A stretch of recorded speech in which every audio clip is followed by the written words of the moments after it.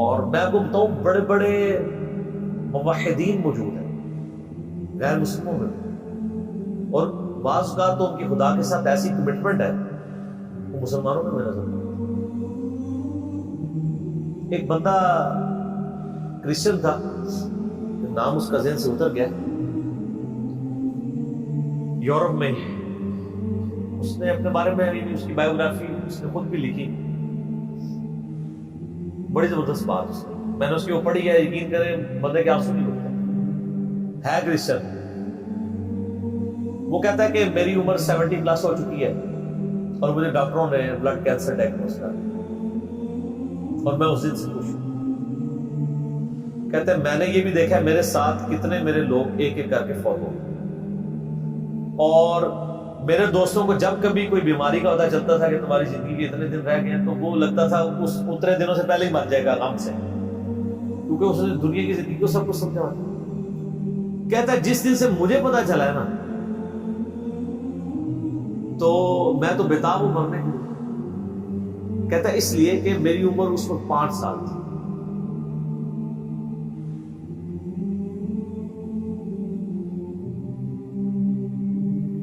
جب میں نے پہلی دفعہ یہ چیز سنی تھی کہ مجھے کسی نے پیدا کیا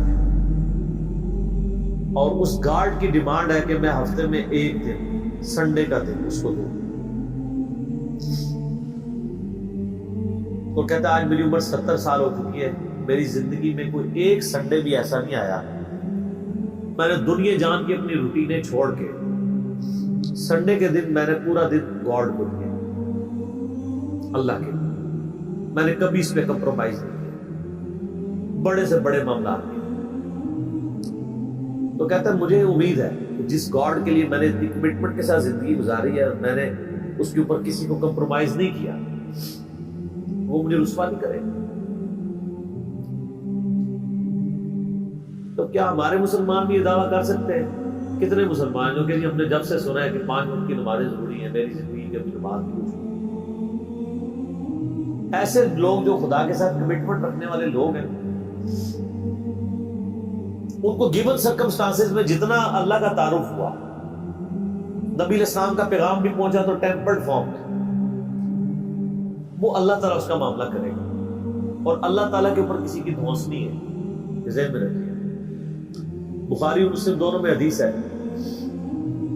نبی علیہ السلام فرماتے ہیں اگلے زمانوں میں ایک شخص تھا جس کی موت کا وقت قریب آیا تو اس نے اپنی اولاد کو جمع کیا کہ میں تمہارا کیسا باپ تھا؟ ان کا بڑے اچھے باپ تھے۔ انہوں نے کہا اگر تم مجھے اچھا سمجھتے ہو تو میری ایک وصیت ہے، جب میں مر جاؤں میری لاش کے ٹکڑے ٹکڑے کر کے اس کو آگ لگانا اور اس کی راکھ کو ہواؤں میں اور پانیوں میں اور کھیتوں میں بکھیر دینا۔ لئن قدر اللہ علیہ،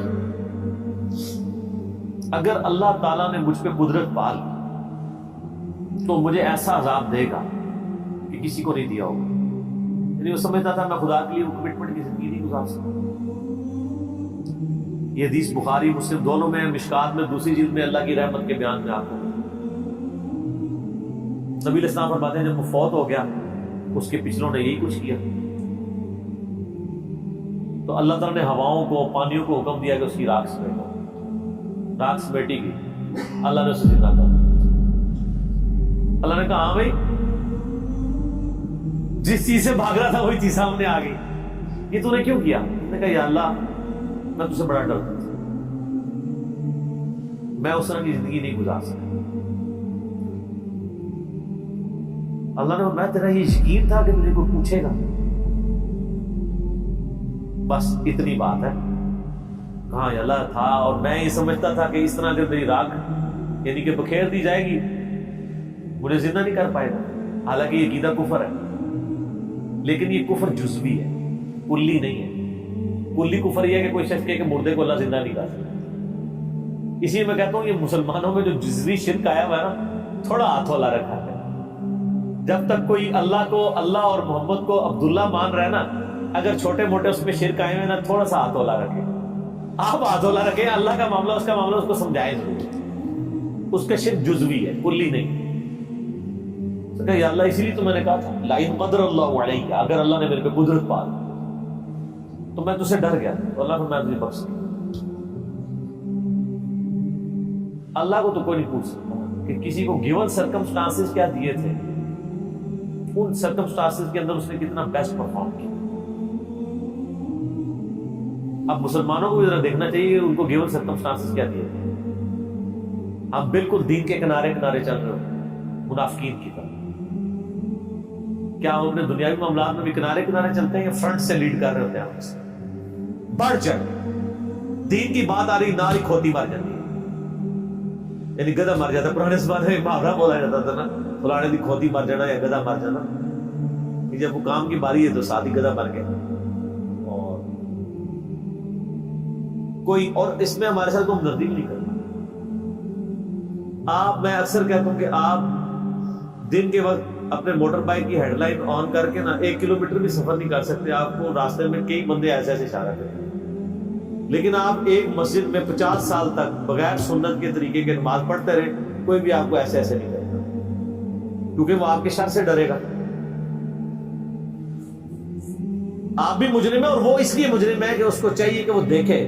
مجھے بتایا آپ کے سامنے ایک نابینا شخص ہے اور وہ ایک گڑھے میں گرنے والا ہے، تو آپ چیخ نہیں مار دیں گے ایک بار، اور وہ نابینا بھی آپ کی چیخ کو بھول کے کہے گا شکر ہے اس نے بچا لیا۔ لیکن دین کے معاملے میں آپ کسی کو پیار سے، محبت سے، کسی طریقے سے بھی سمجھانے کی کوشش کرے تو وہ آگے سے آپ کو دشمن سمجھتا، لیکن دنیاوی منفعت میں نہیں سمجھتا، کہتا مہربانی سر، بڑی مہربانی۔ دین کے معاملے میں، اور دین کا یہ حال ہے کہ سب سے آخری پرائرٹی پہ ہے۔ بچہ بھی اسکول میں داخل کرانا 10 بندوں سے مشورہ ہوتا ہے، اور دین یہ ہے کہ جس آپ فرقے کی محلے کی مسجد میں پیدا ہوئے آپ کا وہی فرقہ ہے، ٹوٹل یہ آپ کی تحقیق ہے۔ میری جو پچھلے دنوں جو ویڈیو ایک چھوٹی سی تھی زندگی بدلنے والی گفتگو، اس میں نے یہ تو پرونا رویا، ادھر تو پیکے والا ہی معاملہ چل رہا ہے۔ تحقیق کا مطلب یہ سمجھتے ہیں کہ اچھا اب میں نے تحقیق یہ کرنی ہے کہ کیونکہ میرے محلے کی مسجد بریلویوں کی ہے تو بریلوی کون ہوتا ہے جس کو یہ کام کرنے چاہیے۔ وہ اس طرف نہیں جائے گا کہ میں اسلام کو دیکھوں، وہ بریلوی دیوبندی اہل حدیث شیعہ کی طرف جائے گا۔ یہ آپ نے دیکھا کتنا فرق ہے؟ کوئی بندہ کہ جی میں تحقیق کر کے مسلمان ہوں، جتنے بریلوی دیوبندی اہل حدیث بیٹھے ہیں وہ اس لیے کہ ان کے باپ دادا تھے یا انہیں محلے کو وہ مسجد لگتی تھی۔ تو سر میرا ایک معصومانہ سا سوال ہے کہ اگر آپ کے محلے میں قادیانی کی مسجد عبادت گاہ لگتی ہوتی یا آپ کے ابا جی قادیانی ہوتے تو آپ ماشاءاللہ بہت تحقیق کر کے مسلمان ہو جاتے، قادیانی ہوتے۔ اور دوسری طرف حال یہ ہے کہ جاہل سے جاہل آدمی بھی میرا ایسا کپڑا خریدنے جائے نا، کپڑے کو ایسے کر کے ضرور دیکھتا ہے، لیکن دین کے کسی عمل کو ایسے کر کے ان کو دیکھتا کہ یار نماز، یعنی ہر ایک کو نہیں پتا کہ کوئی اس طرح نماز پڑھے کو میں چیک ہی کر لوں یہ نماز کس طریقے پہ، اور کوئی اتنا لمبا کام بھی نہیں۔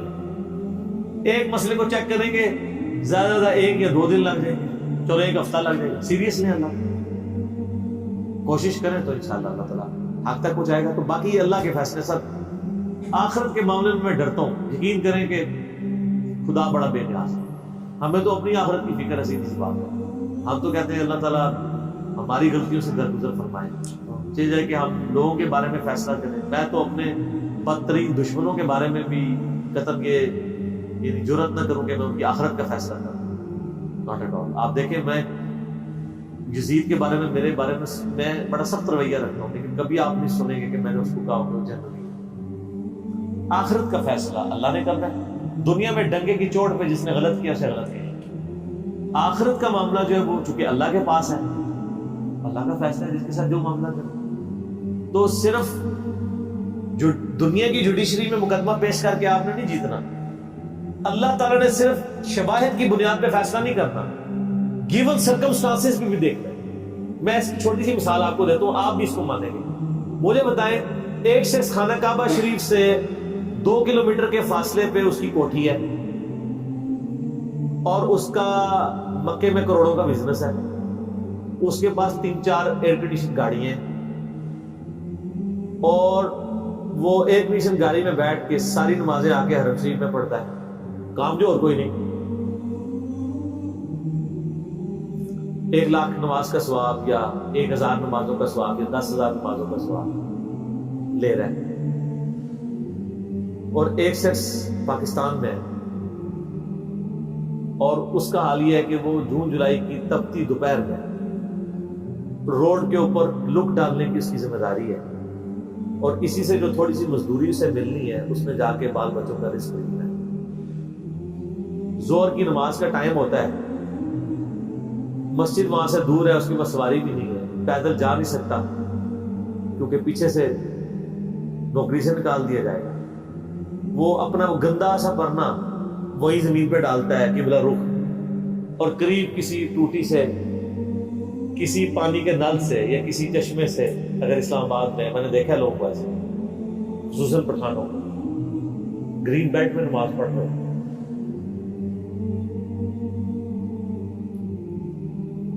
اور وہاں پہ بغیر جماعت کی وہ قبلہ رخ کھڑے ہو کے نماز پڑھ لیتے ہیں۔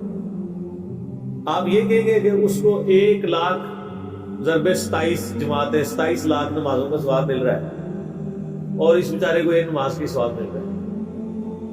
میتھمیٹیکلی تو آپ کی ایکویشن ٹھیک ہے، لیکن اللہ نے تو گیون سرکمسٹانسز بھی دیکھتے ہیں۔ یہی وجہ ہے کہ نیکیاں تولی جائیں گی، گنی نہیں جائیں گی۔ گننے میں آئے تو سعودی والا پار، اور تولنے میں آئے تو اس کی ایک نماز اس کی 27 لاکھ نمازوں پہ باری ہو جائے گی۔ جی سر، 1 روپے کے 1000 نوٹ پڑے ہوئے ہوں اور دوسری طرف 5000 کا ایک نوٹ پڑا ہوا ہو، تو ورتھ کس کی زیادہ ہے؟ ایک نوٹ کی۔ یہ 1000 اس کا مقابلہ نہیں کر رہے، کیوں؟ اس کی ورتھ زیادہ۔ اللہ نے سرکمسٹانسز میں دیکھنا ہے۔ ایک ملٹی نیشنل میں جاب کرنے والا بندہ ایئر کنڈیشن کمرے سے اٹھ کے اٹیچ باتھ روم میں وضو کر کے بالکل قریبی ایک ایئر کنڈیشن مسجد میں جا کے نماز جماعت سے نہ پڑھے اور اپنے دفتر میں مصلی ڈال کے 2 منٹ میں فارغ ہو جائے، اس کی جماعت معاف ہو جائے گی؟ اس کی تو معاف ہو سکتی ہے جو روڈ کے کنارے یہ کر رہے ہیں، کیونکہ اس بیچارے کے گیون سرکمسٹانسز۔ اس لیے سر آخرت کے فیصلے نہ کیا، ڈر جائیں۔ جتنا آپ کو اللہ کا خوف ہوگا نا، آپ آخرت کے بارے میں ڈریں، حقیقت بات ہے، اور پازیٹیو رہیں۔ میری وائف کا میرے ساتھ جھگڑا ہی رہتا ہے، میں بہت نیگیٹو چیزیں بھی لوگوں کی آبزرو کر کے نا، جب مجھے بالکل نظر آ رہا تھا شواہد کی بنیاد کے اوپر بھی، میں درگزر کرتا۔ وہ آج بھی مجھے صبح کہہ رہی تھی ایسے کیوں ہوتا ہے؟ میں نے کہا غصہ مجھے تم سے زیادہ آتا ہے، میری طبیعت زیادہ تیز ہے۔ کیا اتنی تیز تو نہیں ہوگی جتنی وائف کی، وہ زیادہ ہی تیز، لیکن میری طبیعت بہت تیز ہے۔ لیکن میں جب یہ سوچتا ہوں کہ یار اس کو جو اللہ نے حالات و واقعات دیے تھے، اگر مجھے دیے ہوتے شاید میں اس سے بھی برا آدمی ہوں، تو ہو سکتا ہے یار اس کو حالات ایسے نہیں ہو۔ ساس بھی کبھی بہو تھی، ایک بہو اپنی ساس کے بارے میں اس وقت بات کر سکتی ہے جب وہ ساس بن کے اچھا پرفارم کرے اور پھر اپنی بایوگرافی لکھے کہ ہاں جی میری ساس تو یہ تھی اور میں یہ آئیڈیل ساس ثابت ہوں۔ اللہ کے فضل سے میں نے تو آج تک کوئی ایسی ساس بھی دنیا میں دیکھی۔ وہ جب بہو ہوتی ہے نا، بس اسی وقت ہی وہ آئیڈیل ساس کی کوالٹیز بتا رہی ہوتی ہے، جب اس پہ وہ حالات و واقعات آتے ہیں تو وہ اس سے بھی ورس پرفارم کر رہی ہو۔ اور یہ دیکھا ہے، اسی کو کہا جاتا ہے نا خدا گنجے کو ناخن نہ دے۔ تو شکر کریں کہ آپ گنجے اور آپ کو ناخن نہیں ملے ہوئے، اگر آپ کو ناخن ملے ہوتے ہیں تو آپ زیادہ اپنا نقصان کر لیں۔ اس لیے پازیٹیو رکھیں، پازیٹیو ایٹیچیوڈ رکھیں، اس کا فائدہ یہ ہوگا کہ آپ کڑ کڑ کے مریں گے، آپ اچھی زندگی گزاریں گے اور آپ کے بارے میں کسی کے بارے میں آپ کے دل میں میل نہیں ہے۔ میرا ادھر جتنا ویڈیوز میں غصہ ہوتا ہے نا، وہ اس لیے نہیں ہوتا کہ میں کسی سے نفرت کر رہا ہوں، میں کہہ رہا ہوں اس کی وجہ سے اتنے ہزاروں لوگوں کا بیڑا غرق ہو رہا ہے، تو میں پورے پیشن سے بیان کرتا ہوں۔ ورنہ جو لوگ جن کے خلاف میں نے کلپ کھائے ہیں وہ بھی میرے سامنے آ جائیں، ان کے بھی ہاتھ چوم لیتا ہوں، تو منافقت نہیں کر رہا ہوں۔ علمی اختلاف اپنی جگہ ہے، اور کسی کی ہیومن ڈگنیٹی میں رسپیکٹ اپنی جگہ۔ پازیٹیو رہیں، بعض کا اثر کر جاتا ہے۔ دیکھیں نا اثرات آپ کو نظر آ رہے ہیں، تبدیلی آ رہی ہے، آ جاتی ہے، ٹھنڈا کر کے کھائیں، ٹھیک ہو گیا۔ آخری سوال کریں، پھر ہم نے اس کو کنکلوڈ کرنا ہے، باقی سوال انشاءاللہ